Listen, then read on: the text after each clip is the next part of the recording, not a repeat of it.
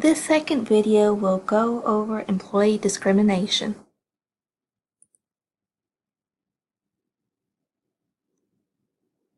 Employment discrimination in business law. Steve, you are fired. But I work as hard as everyone else does. Why are you only firing me? Get out.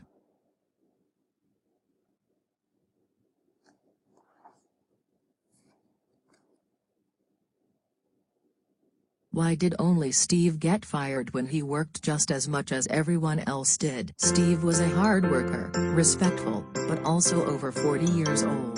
Firing someone for their age is an example of employee discrimination. Employee discrimination is treating an individual differently in hiring, freeing, promoting, or other work-related topics than others. Don't be sad, Steve. You have a strong case. Being fired for your age isn't allowed, and there are laws to protect you. If you are only fired based on things like race, gender, age, religion, disability, or national origin, you will be protected. In his case, the Age Discrimination Act, which prohibits discrimination to those over 40, will help him. The Equal Employment Opportunity Commission, or the EEOC, was created by the Civil Rights Act. It gives the right to investigate situations that may include discrimination by an employer.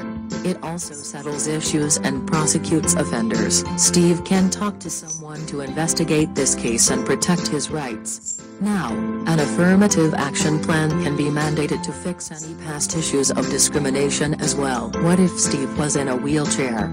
This is a disability, or a physical or mental impairment that limits some daily life activities.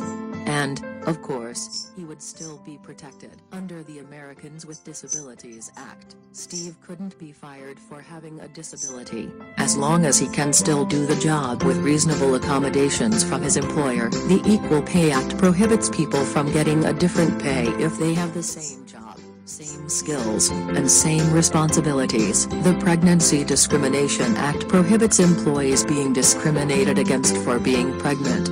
It also prohibits insurance policies that cover everything except pregnancies, and the Genetic Information Non-Discrimination Act prohibits discrimination based on genetic information, referring to personalized medical treatments and health insurance. If Steve files a charge, there can be a mediation or an investigation. If the EEOC decides there is discrimination going on, the employer will have to develop a remedy for it. Now, there is a new boss. He doesn't discriminate, and he sees how hard Steve works every day.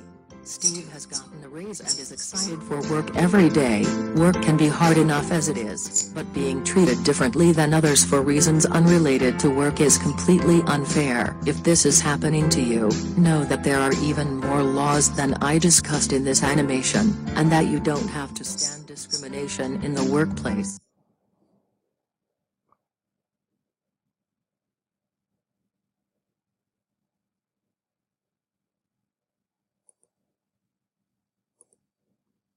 Some additional information to consider. An individual's leadership style goes a long way with retaining or losing staff. Authentic transformational leaders work to create a positive work culture. This in turn helps decrease turnover rates. However, leaders with an autocratic style will struggle with retaining staff members. Secondly, it's important to review a candidate thoroughly to prevent negligent hiring, where a patient or another employee can be injured. When struggling to keep and retain staff, cross-training may help solve some of the issues with shortages. Cross-training can help nurses become competent in a variety of areas and skills.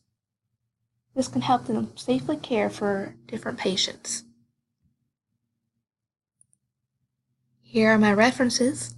Thank y'all very much for watching my video. Hope y'all have a wonderful weekend. Bye.